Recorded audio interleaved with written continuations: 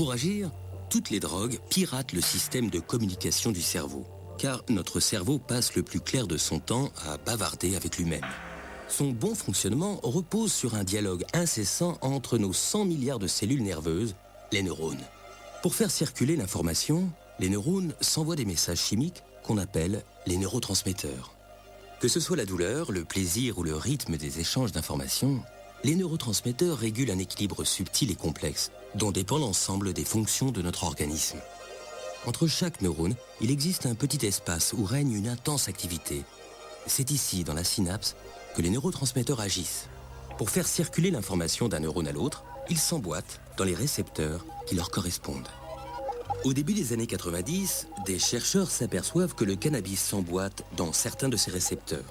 Ce que cela veut dire, c'est que notre cerveau fabrique des molécules qui ressemblent au cannabis. Ces molécules et leurs récepteurs forment ce que ces spécialistes, comme Raphaël Maldonado, appellent le système cannabinoïde endogène. Endogène parce qu'il se trouve à l'intérieur de notre organisme.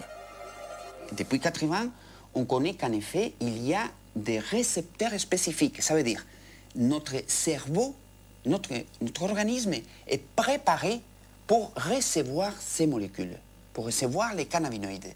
Si notre organisme a des récepteurs, des protéines spécifiques pour fixer ces cannabinoïdes, c'est pas pour sentir les effets des hachis ou de la marijuana, non. C'est parce qu'on a aussi tout un système cannabinoïde endogène. Pour avoir une idée de l'importance du système cannabinoïde endogène, je crois qu'il faudrait tout d'abord remarquer que la quantité de récepteurs cannabinoïdes, c'est beaucoup plus important que la quantité de récepteurs pour n'importe quel autre neurotransmetteur classique.